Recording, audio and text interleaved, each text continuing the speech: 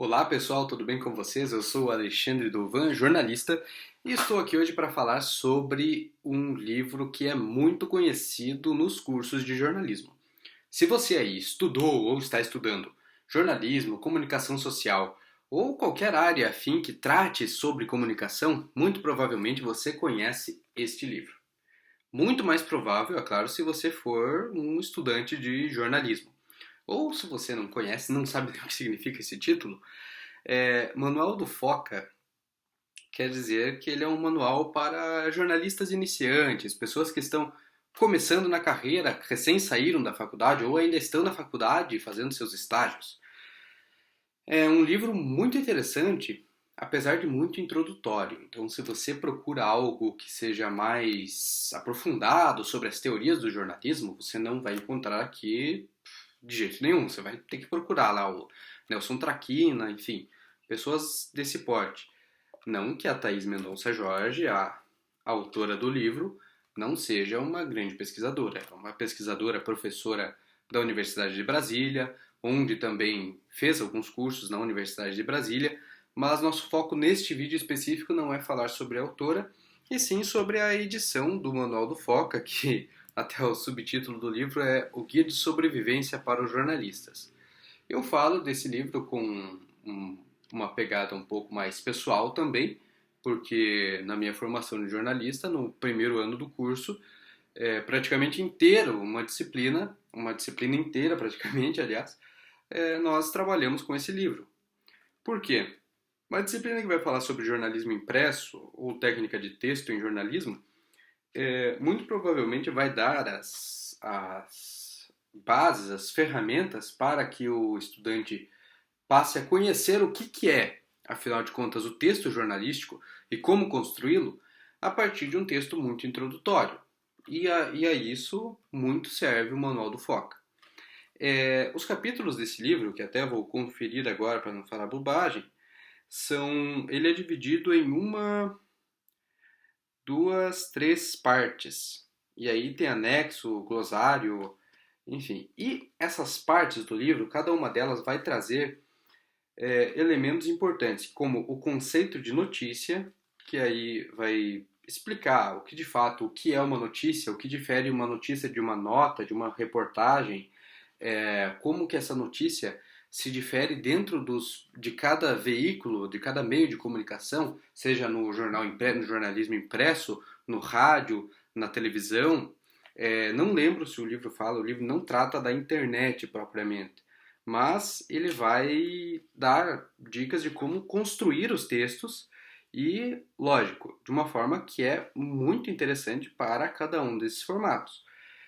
Lógico, é sempre bom reafirmar, porque às vezes você não ouviu no início do vídeo de uma forma muito introdutória.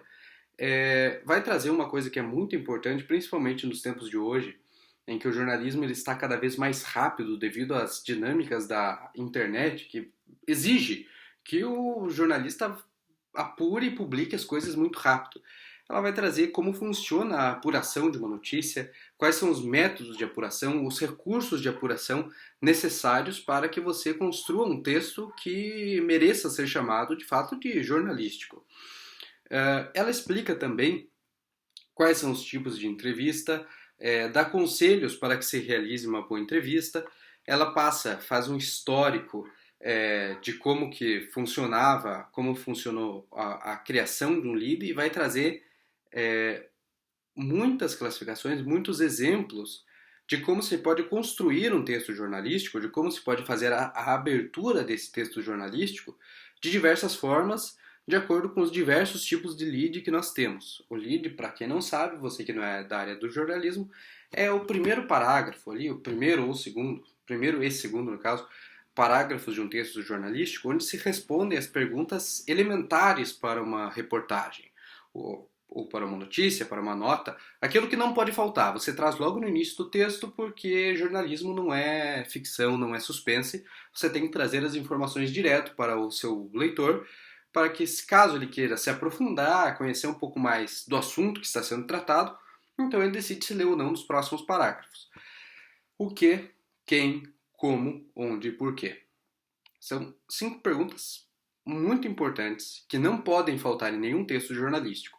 Se você se prezou a escrever, você que é estudante, se prezou a escrever uma nota, uma notícia, uma reportagem e não respondeu essas perguntas, não diz quem que é o sujeito da ação, qual é a ação, quando aconteceu, onde aconteceu, tem alguma coisa errada.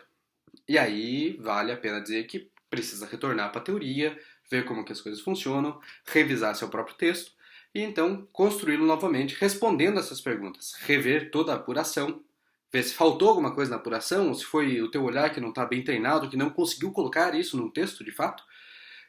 Enfim, são coisas que vão se aprendendo com o tempo e é sempre importante ter a parte teórica, conhecer como que funciona, como que já funcionou o jornalismo, quais são as dinâmicas, as transformações pelas quais ele passou para chegar a ser como é hoje, porque isso dá um arcabouço bem interessante e o livro oferece isso para que você passe a construir o teu texto de uma forma mais amigável para o leitor, né, que não seja os textos do jornalismo lá do século XIX, do início do século XX, que tinham aquele nariz de cera, aquela linguagem pomposa, que excluía muita gente do próprio entendimento da notícia, ou que passa a ser, hoje em dia, principalmente, desinteressante para o leitor. Mas agora, passando aqui para adiante do que esse livro traz, isso que eu citei do lead é chamado de pirâmide invertida, né? Você coloca as principais notícias, as principais informações, aí ela vai trazer o exemplo da pirâmide normal, da pirâmide mista e como que funciona uma matéria redondinha. Então, se você tem interesse em conhecer um pouco mais de como funciona o jornalismo, é um bom livro introdutório. A edição, falando propriamente sobre a edição do texto, eu vou até deixar ele aqui um pouquinho. A editora Contexto fez um bom trabalho, na minha opinião, comparando com outros livros que temos por aí. O material dele é resistente, é bom de folhear, não deixa marcas de dedo nas folhas, como é o caso dessa outra edição aqui, desse livro, que também será comentado no futuro, você que tem interesse. Também será comentado aqui no canal, nessa edição da Unesp, que é muito excelente de conteúdo, porém a capa acaba deixando a desejar, né? O acabamento do livro deixa bastante a desejar, mas isso eu comento no vídeo específico sobre essa obra, a Mudança Estrutural na Esfera Pública, do Habermas. A lombada do livro também não apresenta problemas, então é uma compra, uma aquisição que você faz sem ter qualquer arrependimento se você for um estudante, um iniciante no jornalismo.